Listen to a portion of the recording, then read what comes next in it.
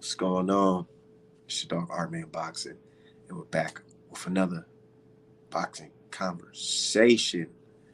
Oh man, it's been a minute since I discussed this. Errol Spence versus not Sean Porter. Errol Spence versus Bud Crawford. Oh man, that's over with. I'm ready for that fight, and I think it's gonna happen this year. So let me go ahead and talk about it. So today, I was at work. I was chilling, had a little free time, and I said, let me watch a fight. What fight should I watch on my free time? I said, you know what? Let me see if they got Bud versus Porter on here. And I'm watching it, and I said, man, this is a great freaking fight. I didn't even really fully analyze it watching it live because I was just shocked that fucking Bud Crawford is actually fighting Sean Porter. You know, so rewatching it today, it really made me think like, yo, this guy Bud is good, but he got some flaws. And same can be said about Errol Spence when you watch the Errol Spence versus Sean Porter fight. But I was noticing things that, man, I think Bud, I don't know, man. I don't know. People might hate Art Man for saying this, but I honestly feel like Errol Spence Jr. can mess around and beat Terrence Crawford at welterweight. Yeah, I'm going to say it. I'm going to say it. I know I'm going to sound a little biased, but it is what it is, man. The reason why I think that is because what I noticed in that fight with Sean Porter and Bud is that even though Sean Porter wasn't as aggressive as he was against Spence, he was still landing clean, landing good shots too, man. And I'm just thinking to myself, like, man, like this not even. I'm gonna keep it 100. Watching that fight, Sean Porter didn't even look 100% to me in that fight, and he was still working Bud all the way up to before he stopped him. Seriously. A lot of people gonna hate and say, "Oh, Art Man, you tripping, you tripping." But man, I'm gonna keep it 100. Sean Porter did not look 100% in that fight, and he was still working Bud. What do you think, D Hive? I don't know if you heard everything. No, yeah, I did. Well, first of all, I'm gonna say it's boxing. Anybody can beat anybody. That's why we have upsets. I get real sick and tired of hearing people because they like somebody personally, like, oh, it's impossible that they take an L. That's dumb. You It's fight the right person, you always gonna take an L. exactly. Now, now Sean Porter. I mean, we already know Sean Porter's situation. He had been in a few wars, never kept a belt more than two fights. After the Spence fight, kind of fell off for a little bit. Fought Formella in between, and then he managed to get the Crawford fight, which and the thing is, like, Crawford didn't even want to fight him initially, but he just decided to, So that's and his friend. yeah, whatever. But yeah, no, Porter did well, and Porter did so well that Bud's corner assumed Porter was winning the fight, and I had Porter up at least a round. He applied that pressure on him. He avoided a lot of Bud's shots. Bud's timing, it took Bud all fight to be able to time him, and then he finally Literally, caught but him. y'all gotta rewatch that fight. There were so many punches that Bud sat there and missed. So many. And I'm like, yo, like he was right in front of Porter, sticking the jab out, throwing the right hook, missing, sticking the jab out, throwing the left hook, missing. And I'm like, Yeah, yo. And all Porter was doing was basically had his high guard up, ha, ha, ha, angle, kind of like a little bit like a Mike Tyson, but not now too see much. Porter. You know, One thing I like about what Porter did was a lot of people. I have an opposite opinion of the fight. People say Porter, didn't box as good or whatever, whatever. No, no, no, no, he no. boxed good in that fight, but I feel like Porter I just feel like he was a little winded, man. I think Porter did some of his best boxing in that fight. And if he had fought other people, like if he had fought other people like that, he would have far more success. Like if he had fought Kell Brook like that, he probably would have been able to whoop his ass. If he had fought Spence like that, that fight might have been a draw. Because one thing, If he had the Spence the fight that if he had the gas tank he had in the Spence fight against Bud, it probably would have been a lot. Yeah, who ain't no telling how that fight would have went. I honestly right? felt like Porter was not 100%, and he was still boxing good and he was still working. But Porter, he's a good fighter, but we all know he don't got that power like that. And I was thinking to myself, man, all these clean ass punches that Porter's landing on Bud, man, you put him in there with Spence. I don't know, man. Them left hooks, them right hooks, them jabs, it might affect that man. Way I mean, different. we've seen Bud be vulnerable before. We saw Bud be vulnerable with undefeated Gamboa, so that's not a question of his vulnerability. But my only thing is that because we all know that when Bud gets in trouble, he's able to use the ring effectively and move his feet. My thing is EJ going to be able to keep up? Is EJ going to be able to keep up, hit him while he's moving, aim the punches where he's going to be, not where he is? Yes. And also, is his hand speed going to be able to match on the inside? Because we all know Terrence Crawford got dog. And the Yeah. good thing about Terrence Crawford, like I always say about him, the thing that makes him the most dangerous is that he throws every single punch. When you Yeah. come at Terrence Crawford and you're trying to get into his chest, he gonna throw every punch at you to get you up off of him, and he gonna throw it fast. Now I'm not gonna lie, I even put it on Twitter. The only liability I see from EJ is the hand speed.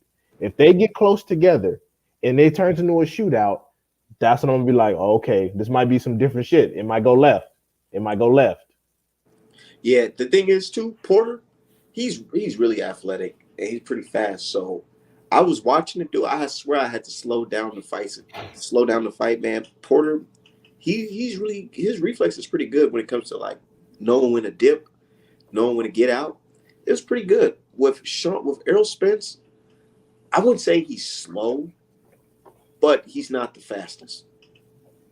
Yeah, his hands are slow, but the thing is, he picks his shots well and he throws them very hard. That's Yeah. why they're slow because he gets a lot of torque on them, which is why he was taking motherfuckers out of there. And I'm not saying that the same situation is gonna work on Terrence Crawford, but I can tell you that jab is gonna keep Terrence Crawford on his toes. It's gonna force Terrence Crawford to reset. You're not just gonna rush EJ because don't get me wrong. I'm not. I know Terrence Crawford is physically strong, but you're not just gonna rush in there and then eat shots to the body because that's dangerous. That's EJ's specialty. He's a body puncher. Of He course he jabs. is. Yeah, he jabs really well, and even in the southpaw position, that don't Oh shit. if you turn southpaw against EJ, that just means he's going to be able to land his jab even more because the orthodox jab usually can block the lane for the southpaw jab to land. So if you turn southpaw on EJ, that means your chances of scoring a jab are just about as good as his. So because we all know Terrence Crawford going to turn southpaw on EJ.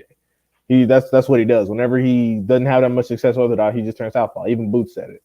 So it's going to be interesting fight. I haven't made my definitive pick yet, but it's going to be interesting. It's definitely going to be interesting.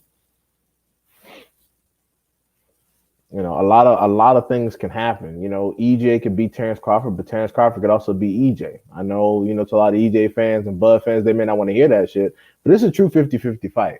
And I can't stand that like after someone wins, people be like, "Oh, see, I told you the whole time. It wasn't no 50-50." Like, bro, it's boxing. It's a combination of physics. Lots of different things can happen.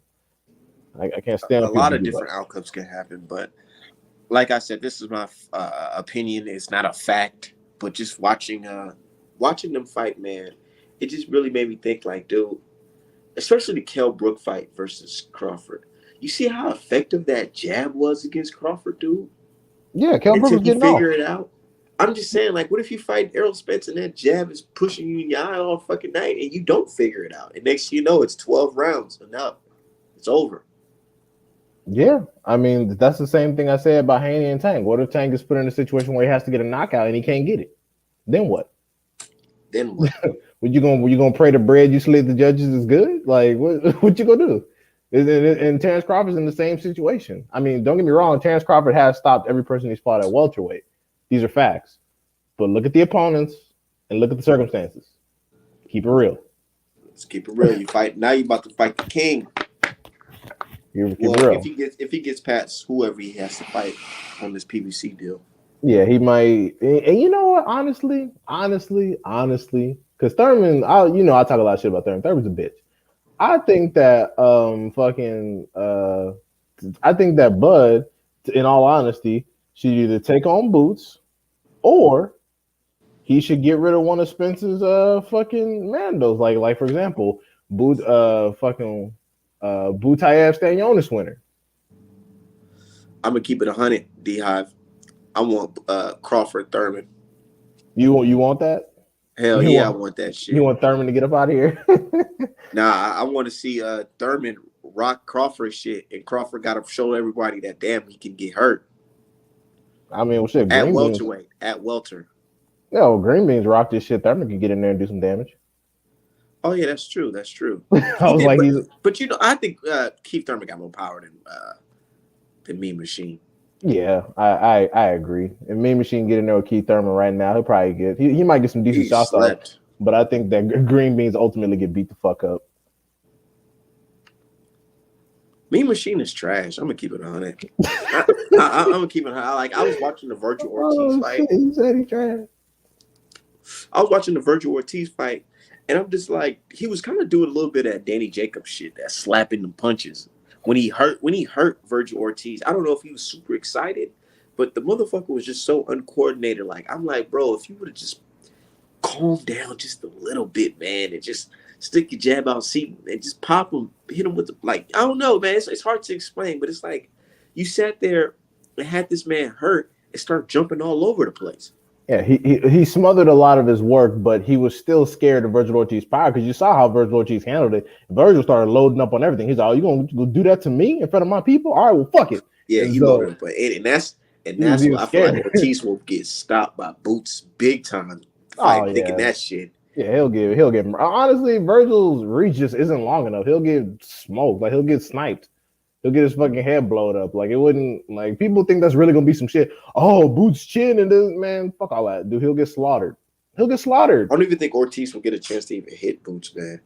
They're not gonna fight at welterweight. I think they won't fight until they're both at like 160 or some shit. After Virgil's knocked out like 20 more motherfuckers that we haven't heard of, or some fucking garbage.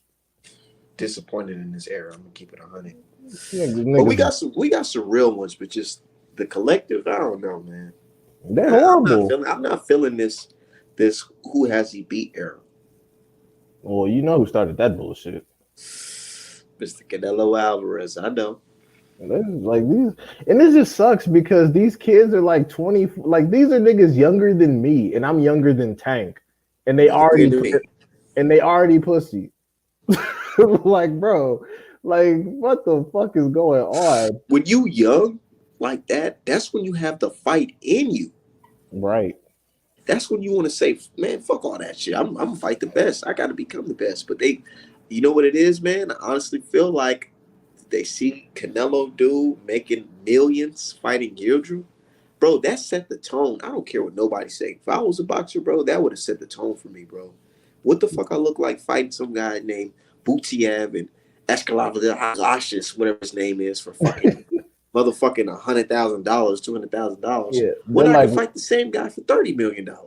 They're like, why I got to be 34 sounding like Evander Holyfield when this nigga over here is fighting the Liams and Callums and fucking Macabooties of the world getting paid premium bread.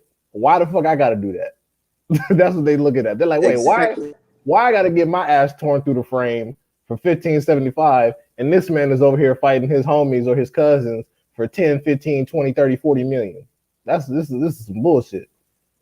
That's what they're looking at. Miss Jackson say, "Hey King, hey, we cooking. We about to get into it. We definitely about to get in because the announcement I seen today, or the rumor of fights being made, I heard today, pissed me the fuck off. That was some bullshit. I know exactly what you're saying. Haney Munguia versus Danny Jacobs, bro. I said, oh my lord. I said, throw both. This is my exact words when I seen that. Trash. I said, yeah. These guys don't have a problem fighting black fighters. Just not the undefeated champions that never been knocked out or had cancer. And fuck Jacobs for even taking that lame ass fight, bro. Dude, all the people you could be trying to make fights with Jaime Munguia, what the fuck you gonna do? Not throw punches and let him get a decision? You motherfucker. Bro, no, let him get a TKO. Yeah, and you know what, Jacobs? Honestly, bro, if you're not coming to fight, I hope you get your bitch ass smoked. I hope you get smoked so bad. I'm going against Jacobs in that fight. Yeah, but like I honestly, like if he comes to fight with his 30 fucking plus knockouts and actually whoop Jaime Munguia ass, cool. I'm all there for it. But after the first 3 rounds, if I see you not fighting back, I want your bitch ass to get put into a coma so you don't ever reach for another check again. I'm so sick of your shit. I don't know about putting in the coma. That's D-Hive's words. I'm so sick of him. But I'm saying, I hope he gets knocked out for fucking bullshit because we know he has the skills to beat Jaime Munguia, but we just have a feeling that a certain Danny Jacobs is going to show up, and it's not the one that knocked out Peter Quinlan. Right. And keep in mind, Jaime Munguia, this means that Jaime Munguia moving up to 168, I think. So I'm like, if you're moving up to 168, I'm like, Charlo, listen to me, Charlo. We just what's his name? Cesar Martinez just showed us that you can move up and wait and keep your WBC title. If this motherfucker comes off a Jacobs win, that needs to be victim number one, if not Benavidez, okay? Because Charlo, your career is slipping the fuck away from you. I know they ducking your ass, bro. It's slipping. I'm over here as a Charlo fan putting sympathy post out. You know what I'm saying? Like, man, I believe in you, Charlo, but you got to believe in yourself, nigga. You got to make some moves, bro. You got to make some kind of moves because it's not looking too hot right here. I understand Selecki is what it is. You need to be active. You need to fight somebody. So I'm not going to shit on you for that. But with the next fight, the very next fight, it has to be a banger. It has to be. Nigga, I ain't going to lie. After the Montiel fight, I thought it had to be a banger. Well, we thought we was getting Canelo, but this yeah. What else we supposed to think? 100 million? We're like, oh, this Carlo came out publicly and said, I ain't gonna lie, I kind of threw the Montiel fight anticipation to get a Canelo fight. I would believe it. Because when he was looking solid, Canelo wasn't even mentioning his name. It wasn't even in the cards. Hold on one second. No, we got a sidebar that. Yeah. Let me tell you, when both of these brothers, when they beat Rosario and Dervyachenko, nigga, it was silence, bro. Hush mode. There was nothing they can say. Nothing. Because people was Dervyachenko just coming off a fucking robbery of the year. They thought he was going to knock Charlo out. They thought he was going to stop him. They thought he was going to beat because they were saying things like Koparov, yeah, so this European guy is going to definitely beat up Charlo. Nigga, Charlo going there looking like motherfucking Superman. Uppercutting this nigga head off the fucking roof, man. Turn this guy fucking face to Frankenstein. And they was silent. You know when they start talking again? When the pay-per-view numbers came out. No, when the pay-per-views numbers came out. And then Montiel. Well, they just said that they're not draws, and they say that about everyone. But the thing is, they got more pay-per-view sales than most of Canelo's recent opponents. Like I said, they got more pay-per-view sales than Lomachenko. Exactly. Like when they was talking all that big shit about the Super Series, I'm like, bro, he was fighting kickboxers to win that. What, George Groves? Like, get the fuck out of here, bro. Like George Groves' best win is what? Eubank fucking Jr. Like, bro, stop. Like, just cut all the cap out. They just like saying stuff. Saying stuff, bro. I would totally that double header was lit, nigga. My pops fell asleep though, but I was watching it. I stayed up and watched all that shit. I would totally believe it if Charlo said that. The public wouldn't believe it, but I would because, like I said, when he was looking solid, dude, hush mode. No one was saying anything. Neither one of their names. Even Hurd wasn't talking big shit no more. He saw Charlo Jr. put in that work. He was like, all right, maybe I should go ahead and get into this real estate. Both of them look superb. Not superb. They look supreme in that fight. They look supreme in that fight, dude. I'm telling you, because even as a Charlo fans, I was thinking to myself, like, man, I ain't gonna lie. This is their toughest fight. That's what I thought it was gonna be. Right. They made that shit look easy. And I'll say this, especially when it comes to big Charlo, if Korobov or Dervyachenko went one more round, both of them get stopped. They would have got stopped. Because Korobov was already on his way out in the 12th. He was almost on his way out. If there was no bell, nigga, and they just had to fight till it's over, he would have got stopped. And honestly, if Korobov fight, if that fight had lasted 35 more seconds, Korobov would have been on the canvas or stopped. With Dervyachenko, all he needed was one more round because Dervyachenko was tired. He couldn't see out of either eye. It was terrible. He got his ass whooped. He looked like Frankenstein. Yeah, his face looked like hamburger meat. He got his ass whooped the entire fight. I thought he was done after that. Yeah, you see that fight took a toll on him. Yeah, I mean he was already kind of old, but yeah, definitely. He got the shit beat out of him. They robbed him, man. I ain't gonna lie. Can you imagine if that fight was a unification for the IBF belt and the WBC belt? Shit, if that had happened, man, like he wouldn't be talking about money right now. He'd probably be like, if that had actually happened, he probably would have fought. He probably would have bullied. He probably would have been able to bully Eubank Jr. in the fight, and him smoking his ass. He probably would have been able to get. That was supposed to be a Charlo fight too. Yeah, but Eubank Jr. backed out of negotiations, and I think because they were originally negotiating, but Eubank Jr. I think backed out for whatever reason. So nigga, you know why? Look at that nigga. Yeah, and then he probably would have bullied Matchroom into getting that Andre smoke. Because I mean, why would you not fight Charlo at that point? He got all the belts in the division. Like, why wouldn't you make that fight? And I'm gonna keep it 100 with you.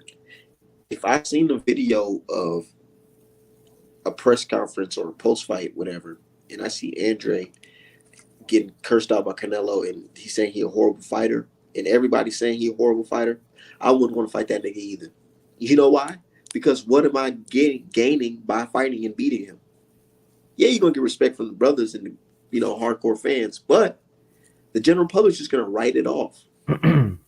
Honestly, I feel like Charlo should go up and fight motherfucking David Benavidez, bro. And I get it. Mexican monster. I don't see it, but hey, that's what they saying, right? Take him out, bro. Charlo has the tools to beat David Benavidez. And honestly, I feel like he has the tools to beat him easy. But he's missing that confidence, man. That determination. Like Mike Tyson said, man, as a boxer, saying you gotta walk around like you the nigga. What? I wish a motherfucker would. Nigga, that's how I walk around right now. And I'm only the same weight as motherfucking Charlo, but I ain't boxing professionally. I walk around like, nigga, fuck it. Yeah, I know shit can happen, but you still gotta have that mentality of like, yo, this is what I work hard for. And I feel like Charlo, he don't want to push himself to that brink. Like, nigga, some fights you might have a disadvantage, nigga. You just gonna have to take that risk. I think he also might be worried about the political situation, because if he's struggling to get fights now with a belt, he's trying to imagine his situation at 168. Honestly, I think he needs to just go ahead, like you said, and take the risk. And if he does, and again, if you and your brother talking all that shit and psyching yourself out of Benavidez, let Jaime Munguia deal with fucking Jacobs, and whoever win that, you need to be pressing them. You need to be pressing them immediately. And then eventually get to Benavidez once you have some 168 experience. But you got to make some moves, bro. And you know what I'd do if I was Charlo? Right now? Right the fuck now? I'll do a live stream. Just like I'll be doing me and you talking. And I'll just be like, yeah, I'm about to fight Zaleski. Hell yeah, I'm about to fight Zaleski. I got to stay busy because Canelo turned it down. Y'all see the number. Y'all seen the number. He turned it down. But I promise you this. After I whoop Zaleski's ass, me and David Benavidez can rumble. And I'm going to show you motherfuckers he's not a Mexican monster. Flex on the camera. Nigga, everybody will watch that Zaleski fight. Everybody will watch it because they want to see you get past them. Anticipation to fight motherfucking David Benavidez. Am I lying, D-Hive? No, you're right. If he did it just like that, live stream, boy, Michael Benson would have posted all over the motherfucking world. They'd all came, oh, look, you hear this? Charlo, he finally grew some balls and want to fight David Benavidez. If he did that shit, I'm telling you right the fuck now, everybody will go watch that Zaleski fight. Everybody will watch that shit, man. They would tune in, but the thing is, they would also say he's full of shit because he's already talked this shit before. He even said he would knock out David Benavidez. They would say he was full of shit. Not like this. Like this. Not like the way I just said it. If he goes and do it just like that, and what makes a difference is that he's doing it again while he has this up-and-coming fight that he knows trash. So everybody's saying like, okay, everybody's going to think that, okay, yeah, nigga, he's fighting this garbage guy, but fuck him. Once he gets past him, he's definitely fighting Benavidez now. He can't duck out of this one now. But if we can be honest, because of what Canelo looks like for turning down this much bread, people gonna watch it anyway because they want to see what he looks like. So if he looks bad, they can say, "Oh, see, Canelo's clearly not ducking." So people gonna watch it anyway. They're gonna watch it. No, I understand. People gonna watch anyway, but I'm telling you, that would make the Zaleski fight. I feel like even more people will watch it, man. But shout out to the brother Julius. What's going on, Julius? What's going on, man? How y'all feeling? Doing good. I don't know if So you heard this part of the conversation where we're talking about uh, what Charlo should do in this. If what should Charlo do right now to revive his career? To which you talking about Jamal, right? Yeah, yeah, Big Charlo. Charlo Senior. I really don't think that Jamal is career is in like turmoil, like people say. I think one mistake that he may have made in his career, but it's not a mistake. He did what was going on, is that he moved up from 54 at the wrong time before he could have fought some of those talented guys there. But he did what a lot of fighters should do. He wanted to gain weight to, fight closer to his weight class. I really think that this guy that he's fighting is not that bad of a fighter. He got the Devinchenko fight. He beat him up real good, like never before. You know what I'm saying? And that's basically what should have happened. Like, for example, Danny Jacobs shouldn't have fought Ryder. He should have fought Charlo. Yes, Because they exactly what I already said. built in rivalry. And we got to start breaking bread again with our own people in these fights. But really, all he could do is just keep fighting people. If you want to move up to 68, move up to 68, fight somebody like Darrell, or but actually, if he don't do that, he probably can stay put. And I think that Boo Boo is gonna come that way. I think that him and Man, I'm finally telling you, get that Julius, fight. what I'm hearing, they're looking at, man, if Charlo don't fight Benavidez, Andre gonna pick up that belt. And Or Andre, or that and I want position. that. And I want that because you know what that means? If Andre coming off the Benavidez win, skip I, David, bro, take your ass right to Andre, and then we get the fight. I'm gonna tell y'all You know guys. what that would be? What hold on. Hold on. If Andre beats Zach Parker, right, for that number one spot, Which and beats David Benavidez for that number one spot, correct me if I'm wrong. Would that make him mandatory for Canelo Alvarez in both sanctioning bodies? right? Yeah. But But you all know Canelo gonna go up and fight Better Beef, right? Yeah, But you know what I'm saying? If he beats David Benavidez, the WBO belt, to be real with you, and also to get this part of it out of the way that I've been saying, I don't like the Benavidez fight for Boo Boo Andre, but I love it for Charlo because Charlo is more physical. Yeah. And Benavidez is going to be a real physical fight.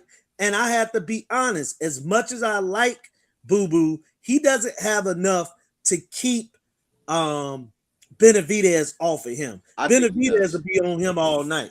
I'm gonna keep it 100 with you, brother Julius. Yeah, I think Andre has a better chance at beating David Benavidez than Charlo. Okay. You know why? Because Benavidez has no defense to me. He honestly doesn't. But he's not going in there with guys who got power or whatever. He's breaking these dudes down, stopping them. I'm telling you, that fucking crazy ass uppercut that he just throw out of nowhere. That corkscrew. that fuck around and put David Benavidez on his ass trying to walk with his hands down. He might hit the mat. That fight reminds me of Ezra Lara and Alfred Angulo. That's how that fight will look. And in that fight, if you remember, Lara ended up stopping Angulo,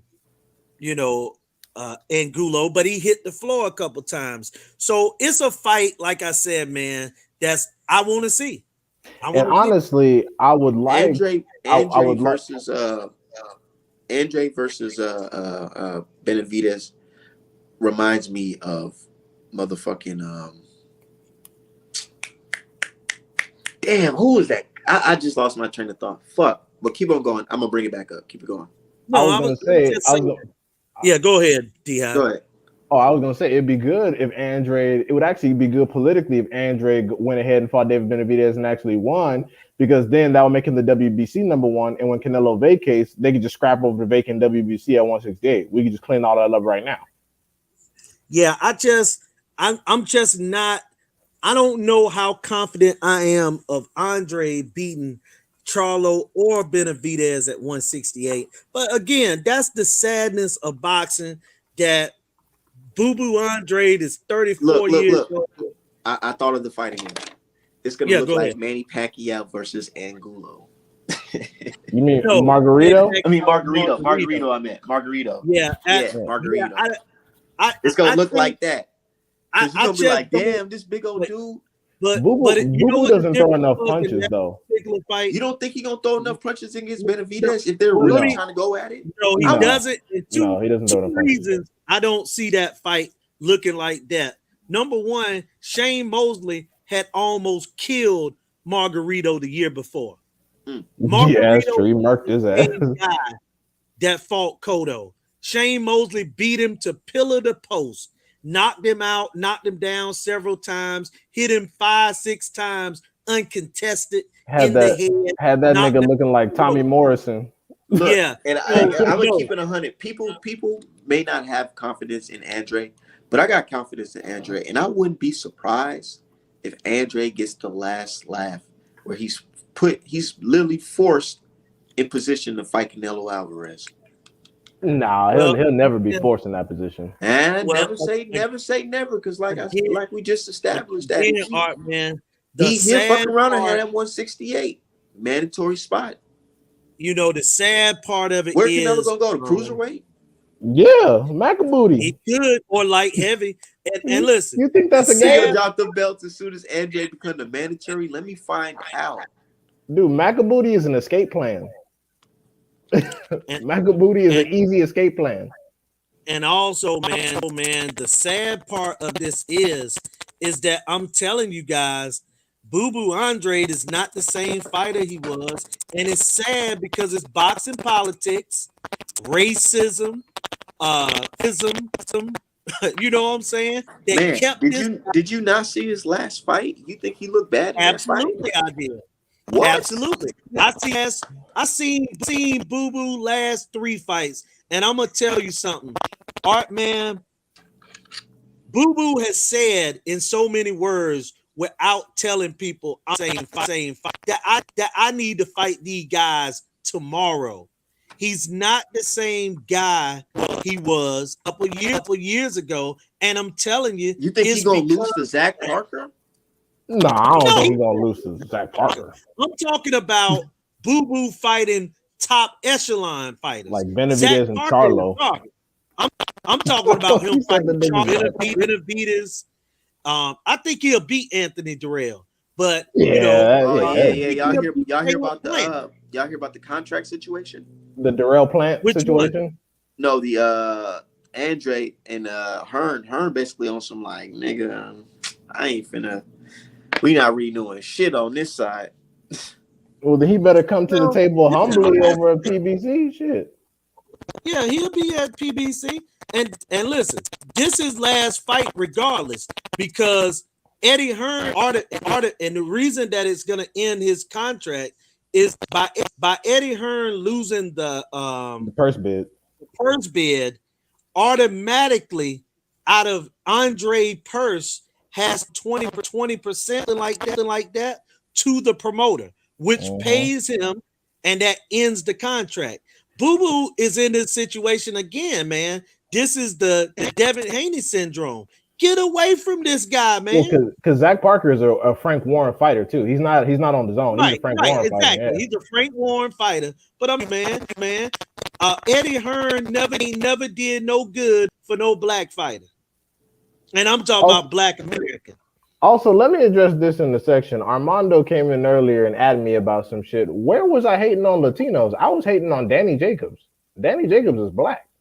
So what the hell is you talking about? He's definitely not Latino. Yeah, I don't know what the fuck this dude talking about. We literally just sat here and picked a Latino to be a foundational Black American fighter. Yeah, I don't know where the fuck this dude came from. He came out of left field. He's like, "Why are you hating on Latinos?" And I don't even know who Southpaw is.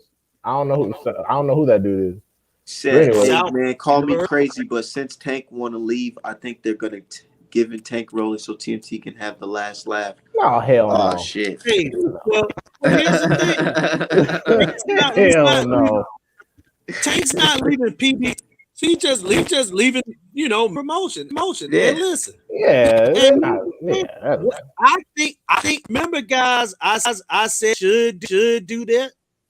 He should do it. But well, fight with PB. You really don't need a pro. I said the Floyd same Mayweather. thing.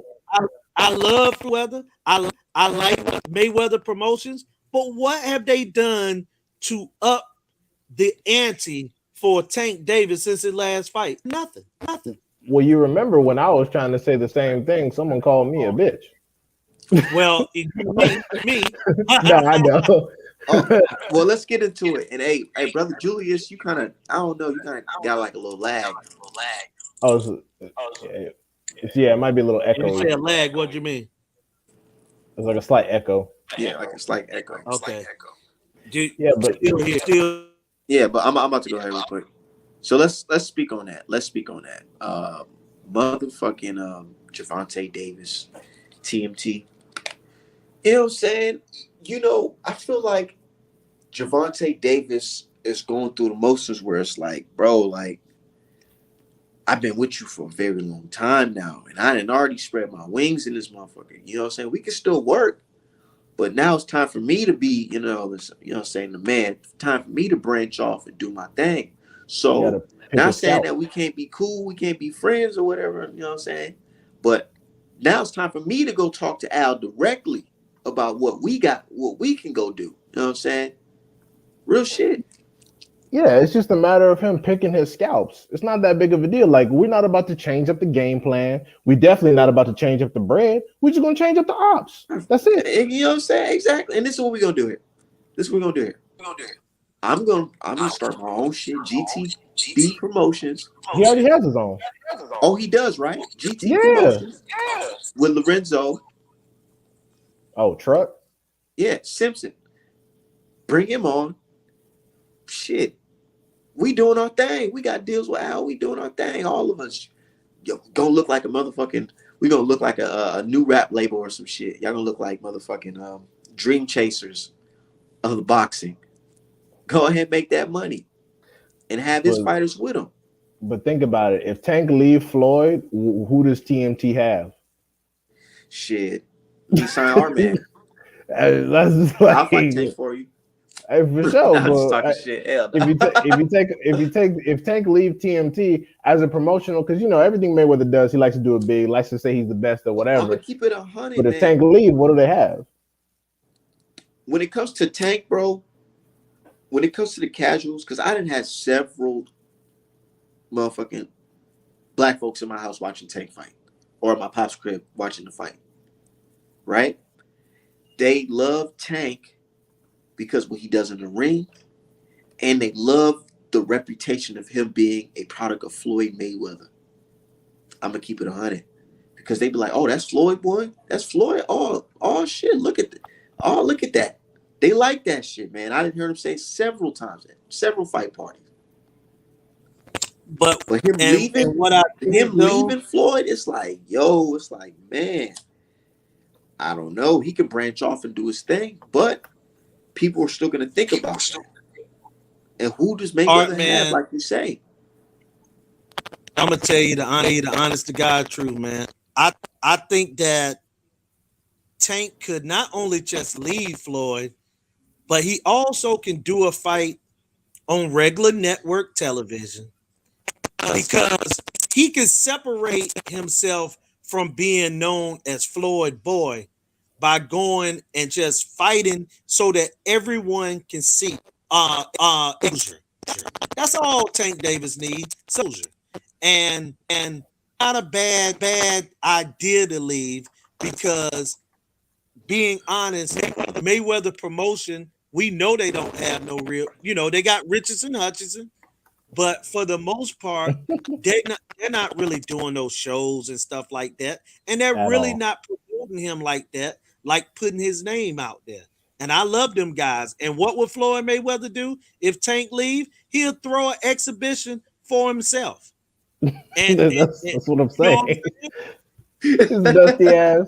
His dusty ass can't get in there with them Paul brothers Hey, year he'll after fuck year. He around gonna and fuck say, around "What's and up? Let me fight Terrence Crawford versus Errol Spence winner nah, he on gonna fuck around and TNT." say He ain't gonna do he, that. he gonna fuck around and say, "Let me fight Tank and whoop his little ass for talking that shit."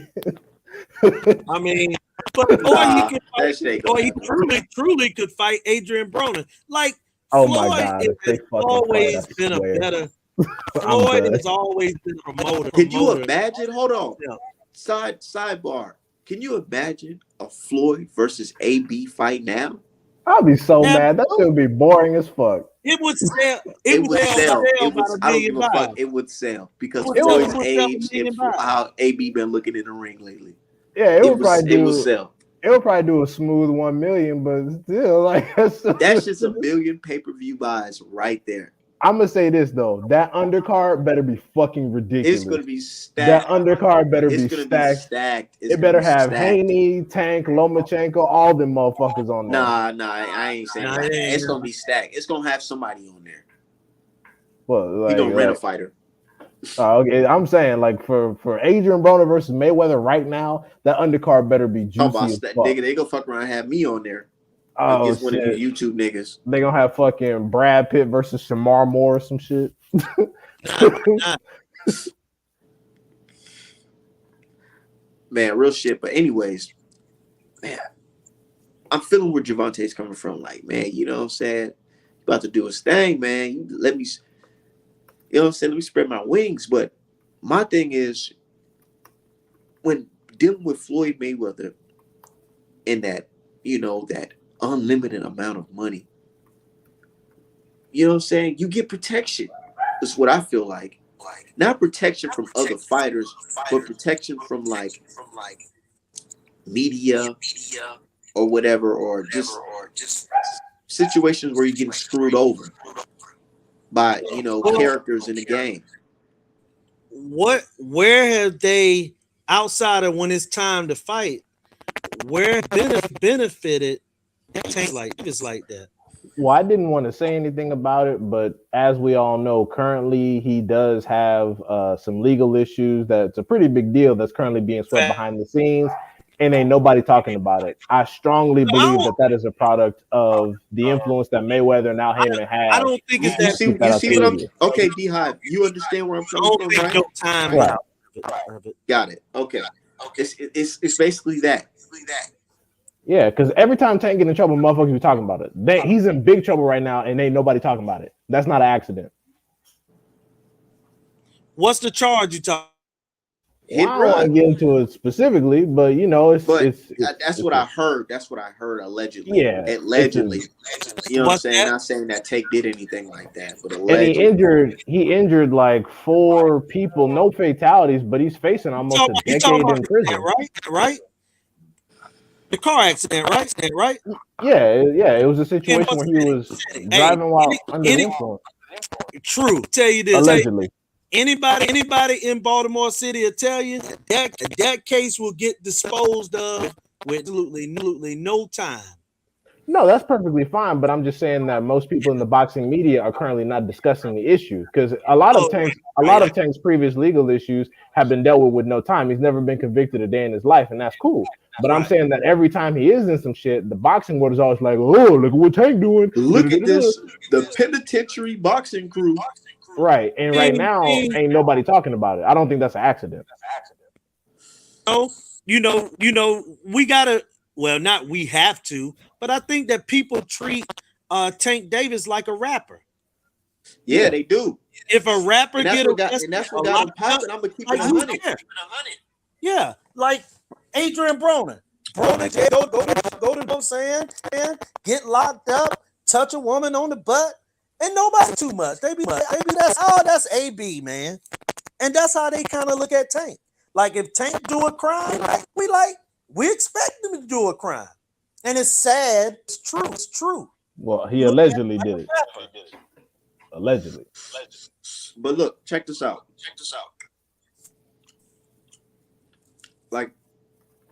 Like Julius said, these niggas like rappers, right? And that goes back to what I said. If he goes out here and do his thing independently, he could be looking like Dream Chasers and shit. Signed a deal with Al Heyman directly. That's like some Rock Nation shit. And he's already signed to Al Heyman already. Yeah, You know what I'm it's just saying? about the Like, Floyd. It's just about the Floyd situation. Because, like I said, I definitely don't want him to leave Al Heyman. It's just his relationship with Floyd. And personally, I think if it's really that serious and he doesn't want to part ways, you can still have shows where you're partnered with Floyd. You're just not underneath him. That's it. Fight by fight basis. Yeah, like you're just not underneath Floyd. If Floyd want to help out and put some money up and get some of the bread, that's whatever. But you just not signed under him. That's it. Roy Jones. Mayweather still shine from those fighters, and he doesn't promote them. But you know, Tank promote himself, bro. Really. Yeah, and the thing is, Tank is such a dynamic fighter inside the ring. I was telling someone this on Twitter. I was like, Tank's lack of personality outside the ring is made up for by what he does in the ring. He smokes dudes. He come in and he smokes dudes. And that's all you need. Let's dive into things outside of boxing that makes you a popular boxer. Being involved with rappers, and I understand, yes, bad influence. You could do this, you could end up being on drugs, get shot at. I understand. But doing that shit, it gets you known in the community. And guess what? The world likes to copy the community. So when they see you with this rapper, and they see all the black folks is messing with this rapper, and they messing with the boxer, what they gonna start doing? Bigging up the boxer. Oh yeah, of course I rock with Tank. You see him with Lil Baby? You see him with Lil Durk? And look at Top Lil Rank. Durk got that new song that's popping right now. Just dropped the album. It's and popping. That's how you know Top Rank's racism with Terrence Crawford is intentional, because they made sure to partner Berlanga up with Fat Joe every chance they get. I posted on Twitter. I said, man, it's like he's in Terror Squad or something. Hey, I'll say this, and you can go. This is facts. Watch the Trinidad, Oscar De La Hoya. You see Felix Trinidad with Fat Joe and Big Pun. And Big Pun in them. So listen, that ain't an old thing. Always cool with the spiders being with the Spanish rappers. But black rappers and black fighters, none. Not even Floyd when he was with Top Rank. Like they don't do that. And that's why I was shocked when Jared Anderson did the tribute to Pimp C. You know what I'm saying? Because down with stuff like that, man. And black folks, the culture. We start doing stuff. People, look at him. Adrian Broner go to the ring with Rick. No. Top Rank won't be down with that. You know what I'm saying? And that's why I get so mad. Skipping Julius. You might have to back in and back out. That's why I get so frustrated whenever people tell me, "Oh, Bob Arum just don't know how to promote black people." I'm like, Bob Arum is almost 100 motherfucking years old. He's seen more than most of y'all grandparents has. He know exactly what the fuck he's doing. He does not promote black fighters because he wants to. Exactly. That's what I'm trying to say. You know, I can't stand you got people. Bob just don't know no better. Bob Arum wanted to turn around motherfucking his black fighters' careers or whatever, and when it comes to PR work, whatever. You know what he'll do? He'll reach out to guys like Art Man Boxing and hire him to coach these motherfuckers to go through social media and gain a following or whatever, or do certain things to gain some type of personality. You know what I'm saying? You can really teach these guys how to do it. It's simple. You can really make these guys big, poppin', foundational black American fighters, or not even just foundational black American fighters, just fighters that got the whole world rocking with you. As much as I want you to get that Bob Arum contract and get that bread, it's simpler than that. Do exactly what you need. Do exactly what the fuck you did with Lomachenko's no English speaking ass. Take your prized possessions, line their ass up, and let them get smoked. I guarantee you the same bullshit lineup you gave Lomachenko to make him a superstar, you feed them niggas to Keyshawn and see what happens. He will destroy all of those motherfuckers. If I was Bob Arum and Top Rank, whatever, if you guys, you should listen. Take a note. This is free game right here. If I were you, Top Rank, people in the offices, I will be fucking I will have Shakur Stevenson, Keyshawn Davis, Jared Anderson, motherfucking Duke, whatever his name is, Duke Reagan, Isley, whatever. I Troy would Isley. have these niggas looking like the Justice League of niggas, man. I had these niggas taking pictures with each other, all that, working out, the same gyms, all types of shit. Nick, Hank, bro, just looking like, yes, I got the top killers. I got the future of Black American boxing right here lined up. The same way y'all got Xander Zayas, Mm-hmm. whatever his name is, Xander, and motherfucking Berlanga. Right. See how you got these guys hanging out, getting all oiled up and taking pictures with Puerto Rican flags in the background, looking like, yeah, we brothers in the struggle. That's what the fuck you should be doing with Keyshawn Davis, Shakur Stevenson, and all of them. Make it look like you got a team full of motherfucking riders, killers. The And most future important, of Black American boxers. Say, yeah, this is the new era, the new Sugar Ray Leonard, the new Tommy Hearns, da da da. Just throw that shit out like how you said Lomachenko was the new Ali. all your premium brown and white meat, that shit getting slaughtered. Everybody you got, fucking what's his Feed them name? to him. Gabriel Flores, yeah, Gabriel Flores, Lomachenko, Benito Lopez, Xander, all them niggas slaughtered. They getting sacrificed in a row. Sacrifice them all to the fighters that you got, those black fighters, because Exactly, and it's good you can, afterwards bro, because you can, then and you got the media. You can have Mike Coppinger, Mike Benson, Art Man Boxing, all that saying, "Damn, this is the future of boxing right here. Look at these guys, and they got talent. They got the talent. and They then you got could the do motherfucking talent." and then you could do like they do with Canelo. After them niggas get whooped, they fight each other. That's it. We're done. And then put all these niggas on the pound for pound list. Fuck it. Boom, finished. Exactly. It's so simple. It's so It's simple. easy. But they sit back and be like, "Oh, how do you do it? Let's throw some graffiti on the fucking It's graphic. That's it's gonna the get black same. people. The It's fuck the is wrong same with these argument. guys?"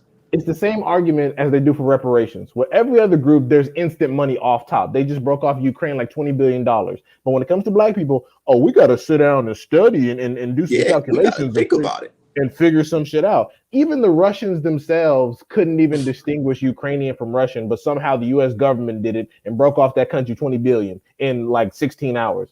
Get the fuck out of here. They know what they're doing. They know what they're doing. Who y'all trust over there to get 16 billion to? What if these niggas just don't click up with Russia? My point. My point. Like I said, like we even said, the Russians had a difficult time discriminating civilian targets because everybody looks the same. Who are you giving $20 billion to? They just throwing that shit into the void. But when it comes to black people, oh, we have to actually sit down and do some calculations and some research because we don't know who's getting what. What the fuck are you talking about? Okay, now that you guys understand that you're foundational black Americans, let's study that. Yeah, we need to get a subclassification of individuals because a foundational black American can be reclassified and blah, blah, blah.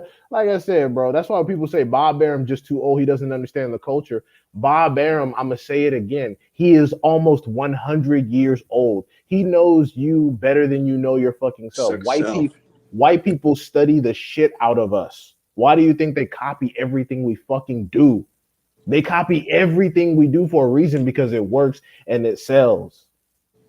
Stop making these motherfuckers seem ignorant. Oh, Biden just too old. Oh, Arum just too old. No, they're acting intentionally and cutting you out. Everything Artman said was dead on. However, you don't even need that much to be promoting people like Shakur and Keyshawn. Get your people in there, line them the fuck up, and sacrifice them in order. And then these fighters can build their own goddamn name. Lomachenko spoke no English and became an instant superstar before he was out the amateurs. Why? Because as soon as he got out the amateurs, they were feeding him premium meat. They were feeding him Salitos and Gary Russells and all that shit. I'm telling you, that's why I put on Twitter. I was like, bro, sacrifice Burchell to Keyshawn ASAP. Like now. ASAP. After Nakatila, Keyshawn needs to be next for him. Immediately. It's immediately. No delays, no tune-ups. You at 135, nigga, so it's Keyshawn. Get ready. You're gonna get this paycheck. You remember he posted that shit, that tweet that I posted. When I said, man, they need to go ahead and put Keyshawn on the same fast track they did Lomachenko. He reposted that shit. And I tagged Top Rank in that shit too. And let me say this: belts or not, if Lomachenko not fighting Kambosos, As soon as Shakur is finished with Valdez, get his ass ready. Get him a fight or two, and then he needs to be sacrificed next. No more bullshit. Just like with Munguia in this Jacobs situation. Okay, you want to fatten up Munguia with a paycheck with a Danny Jacobs fight. Okay, cool. But after that bullshit's over, your ass need to be served up to Charlo immediately. I'm tired of the games. There needs to be whole lot of sacrificing around here because motherfuckers don't want to fight. Bob, I'm tripping. This is what I'll do. It's another situation. I would sacrifice all those dudes to Keyshawn and Shakur or whatever. And then I'll pay the media to slander the other side and say, look, these guys don't want to fight me. They don't want to fight my guys. They don't want to fight my guys. Look how good they are. Just look. Man, they'll leave him no choice but to want to strike a deal with us. And if he's confident in those fighters, he can fuck around and beat PBC fighters. Julius in the background.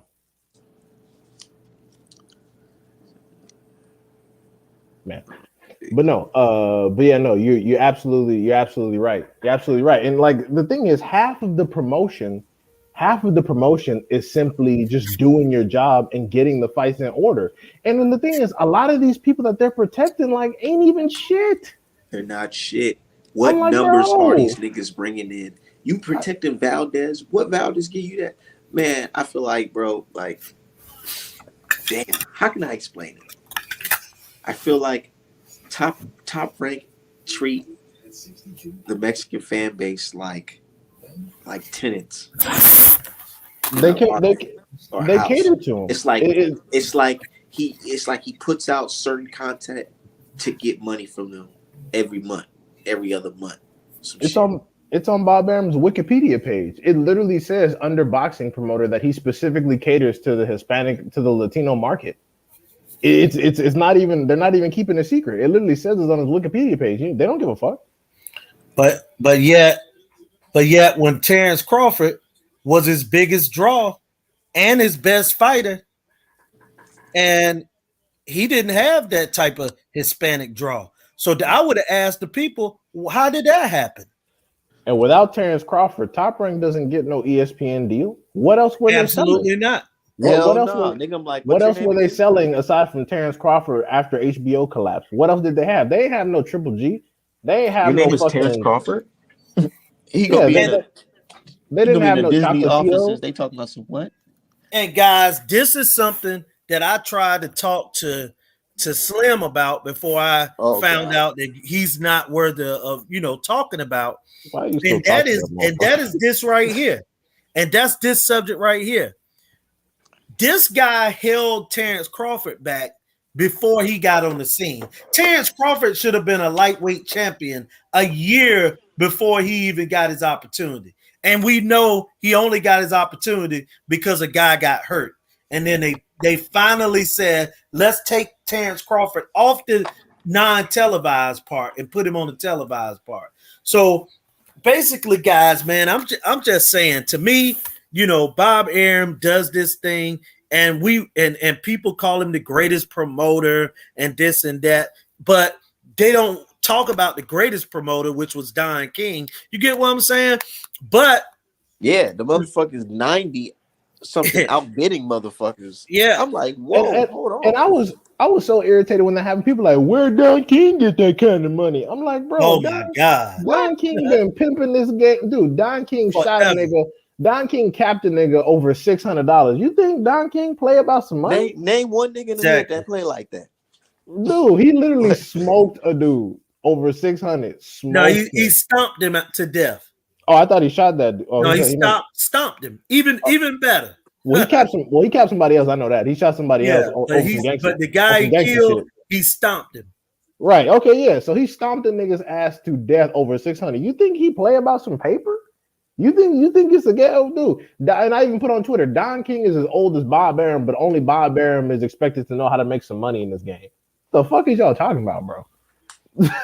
Like, just because Don King doesn't run his mouth all the goddamn time and push a whole bunch of people that you haven't heard of, tell the people we got a fucking big fight in Saudi Arabia that never fucking happened. oh, the great Lomachenko is better than just because Don King don't run his mouth, don't mean that he don't know how to get But money. In fact, that's probably how he stayed in the game so long, being quiet, because he probably got cases. Right. Bob Arum got his dream though, so he could do his thing in peace, man, because he got Tyson Fury, Lomachenko. Did you remember that fight when he had Lomachenko fighting Richard Coleman and he had fucking Tyson Fury come out and sing happy birthday to him? He got his white heavyweight champion that he ever wanted. And there it is. But my thing is, why the Hispanic fans don't come out for them? What you talking about? Why the Hispanic fans don't do what? Come out for Tyson Fury or for Lomachenko and all these guys. Well, they do. They do when they're talking about us. When they're fighting only somebody in else. talk, not at the box office. Because the black fans made Wilder and Fury a classic. Definitely did. Made the whole trilogy a classic. Classic fucking fight of fucking robbery, cheating. Yeah, but it's funny. To be honest, that fight, Wilder versus Fury, really opened the generation eyes to cheating in boxing, regardless if they want to admit it or not. Because now they can't use the argument, "Oh, there's no cheating in boxing," because after that fight, several people got caught cheating in boxing. We all witnessed it. But they want to talk about Big Baby Miller. And they still got him on lockdown. Ain't that a bitch? Somebody said no promoter should ever fucking hire him. And I said, nigga, you a Canelo fan, huh? Well, see, that's part of the problem. People think promoters hire fighters. Fighters hire the promoter. Exactly. Because of the talent. Well, yeah, but I mean, these are not people that have had a lot of business experience. A lot of them are young ass kids that don't even have drivers, that like barely have driver's licenses, and like they haven't paid no taxes yet. So you're literally taking a child and putting him in a multi-million-dollar driver's seat. Like you're instantly imagine going from being a child to being a CEO of Goldman Sachs. That's some heavy shit. And if you don't have guidance, if you don't have experience, if you don't have people that have business experience, you're going to make some bad decisions, which is why a lot of the promoter stuff in the beginning of their career, I don't really hold that stuff over their head. But when you get to like Danny Jacobs' age and Andre's age and shit, at some point it's like, niggas, okay, you've been rich for a while now, and you should know what some shit is and what it ain't. You should know some funny business in the game. Right. So like when you start getting like I said, that's why with Andre, I've kind of calmed down on all my, rah support, because it's like, bro, you're 34, bro. Come on, bro. I know like my grandfather always used to say, I know fat means greasy, bro. Come on, bro.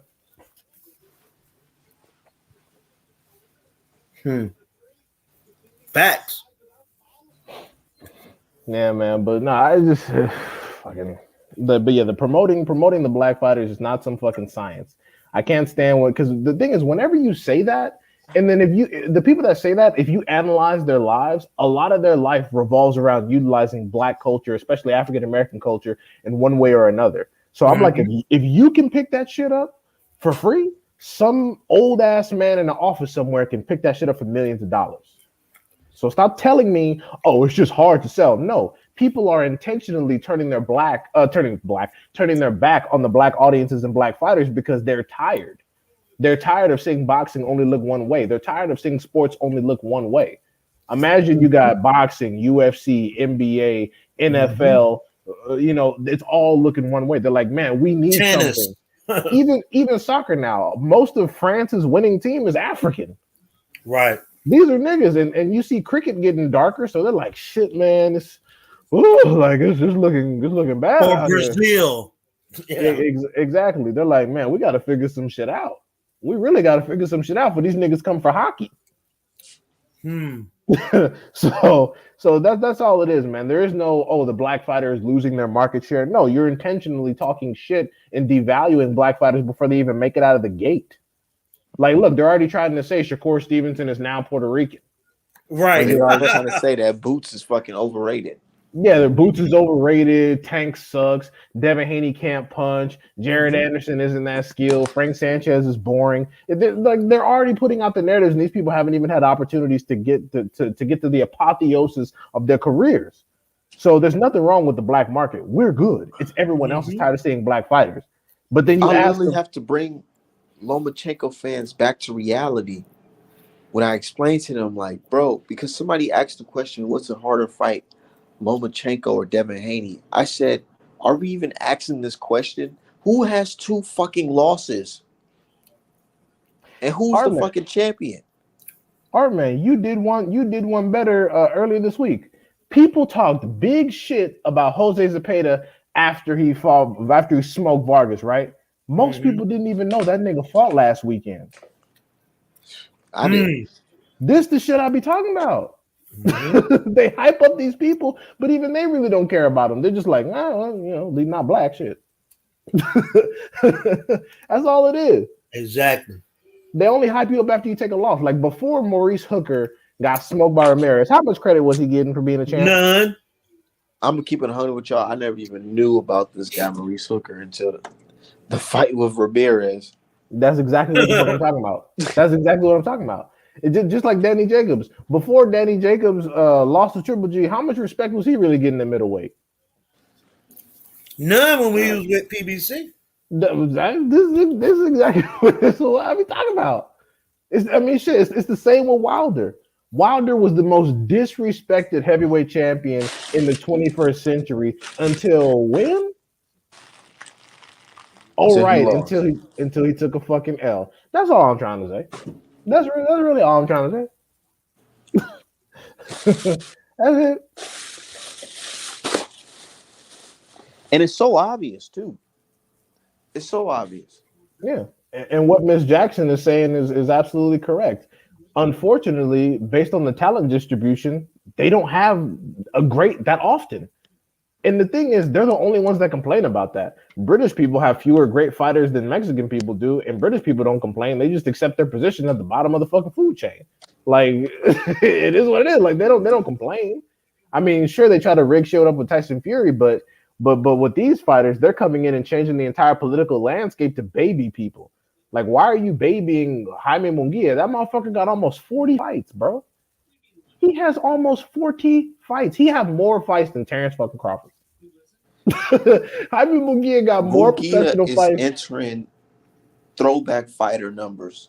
Like, bro, they want this nigga to have 60 fights before he fight one certified. Like, what is that?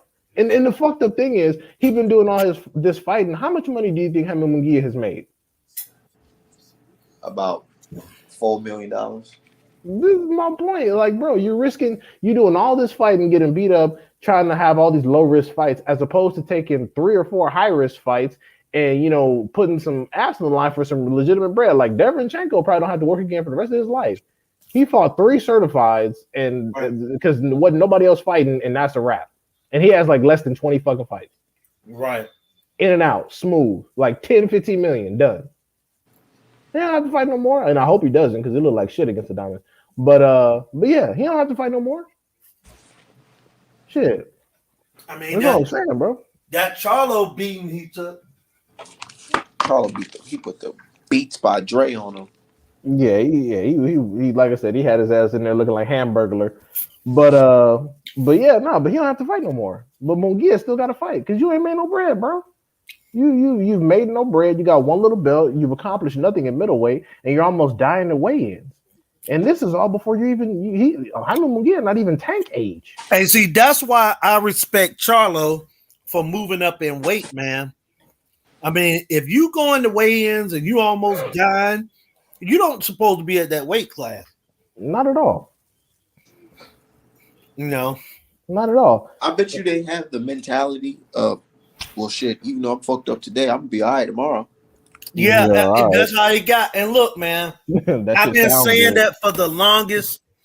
And these are discussions that have happened. I've heard behind closed doors in regards to Devin Haney. I want to see that guy move up, man, because if he could get this Kambosos fight, I want to see the absolute best that he has to offer. And the best is when you fighting at your weight class. I At ain't gonna your lie to best you, weight. man. At this point, I'm thinking, fuck that Kambosos fight. I don't think I'm it's gonna just happen. tired of Soon. Kambosos like this thing. I'm tired of even mentioning the name Kambosos. I Like, bro, agree. bitch Did ass you nigga, like, bro, did, like, what are we even doing here? You fought in November, bro. Right. November. did y'all see Mickey Bay's tweets though? Yeah, I seen it. Yeah, so They look like that right apropos there, either. that right there basically said that Cambosos is probably not gonna happen. Which I have been saying that fight ain't gonna happen. But you know what, though, man? It's time to move on from it. Seriously.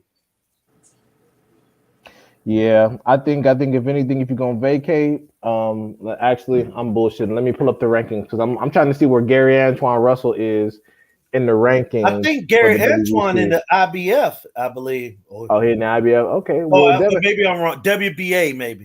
Devin Hey, Haney needs to Devin come up. Haney fucking vacate that belt. See how many people fight for that damn belt. Oh, it's gonna be Ryan then Garcia right versus away. somebody. It's gonna be Ryan Garcia versus somebody for a belt. All of a sudden, Yep. all of a sudden, he gonna care about legacy again. Then fuck around, just give it to Ryan Garcia. And he gonna be able to make 35 again. Yeah. Oh shit. You know what? Fucking Jose Ramirez is number 2 for the WBC.